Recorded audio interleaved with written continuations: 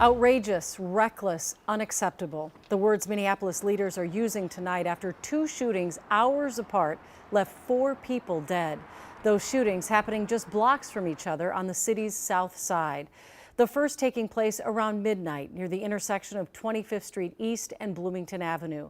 Then, hours later, the second shooting in broad daylight in the 2100 block of Cedar Avenue South. Good evening. Thanks for joining us tonight. I'm Julie Nelson. It has been an incredibly violent day in Minneapolis, and the violence continued tonight. Just in the last 90 minutes, another shooting less than a mile from those first two.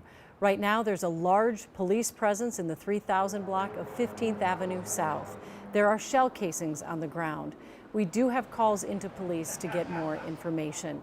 We don't know if tonight's shooting is tied to the other shootings today, but police do believe the first shooting overnight was targeted, and the one this afternoon, possible gang retaliation.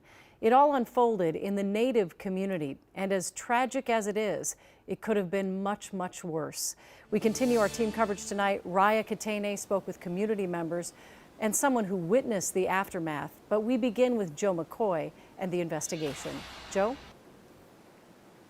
Well, Julie, the victim from this afternoon's shooting was shot and killed outside the Red Lake Nation Embassy in Minneapolis's Midtown Phillips neighborhood.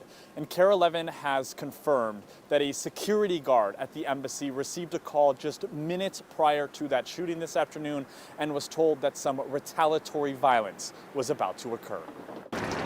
Tragedy and violence striking Minneapolis's Midtown Phillips neighborhood twice in just a matter of hours. Our entire city is grieving right now, and we know that our Native community is feeling that trauma quite acutely. 6 people shot in 2 separate instances, 13 hours apart and just 3 blocks away from each other. 4 of those individuals died, and 2 others are in the hospital with life-threatening injuries. Police Chief Brian O'Hara says MPD believes all of the victims are a part of the Native American community. We're trying to do everything that we can for all of the families and everyone in the community to restore some sense of safety for them as fast as possible. The first shooting happened around midnight, and police say a 20-year-old woman, a 17-year-old male, and a 27-year-old male died. Chief O'Hara says this shooting is likely gang-related. Preliminary information indicates that this was a targeted shooting, which means that this was not random. Then around 1 p.m., a man in his 30s was shot and killed outside the Red Lake Nation Embassy. KARE 11 confirms someone called a security guard at the embassy just minutes before this shooting took place, informing them that retaliatory violence was about to occur. The embassy says the victim was not a member of the embassy. Police Chief Brian O'Hara also says a bullet passed through an SUV and nearly missed an infant and a toddler inside the car. This is outrageous, it's absolutely senseless, and it just shows how completely reckless this is. That this is broad daylight out here with a toddler and an infant in a car seat nearly getting hit by a bullet. It's outrageous. Enough. Right now, no one is in custody for either shooting. Police Chief Brian O'Hara says that because of the close proximity of these shootings, MPD suspects that they may be related. Chief O'Hara also says that there will be an increased police presence in the area. Julie. All right. Thank you, Joe.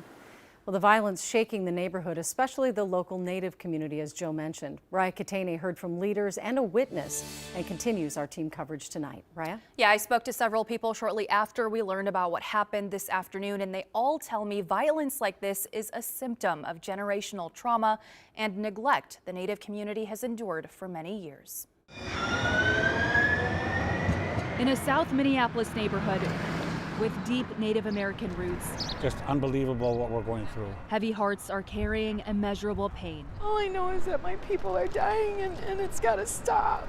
It hurts and I don't know what to do to help. Too shaken up to be on camera, a woman who lives in this building says she watched from her apartment window as her cousin attempted CPR on a man shot in broad daylight. I live on the top floor and I came downstairs and myself and another woman grabbed my cousin to get her to stop because he was gone. She didn't know him.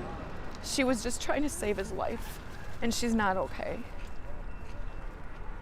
she's not okay. This is not okay. Minneapolis police say the man in his 30s was killed just 12 hours after 3 others were shot and killed, and 2 others were injured just blocks away. I honestly believe that we are in the beginnings of a gang war here in Minneapolis, South Side. Mike Forsha is the chairman of the American Indian Movement. These killings, he says, are the result of a community that has been neglected by people in power for generations. We need the resources. We need those dollars spent in our community so we can make that change.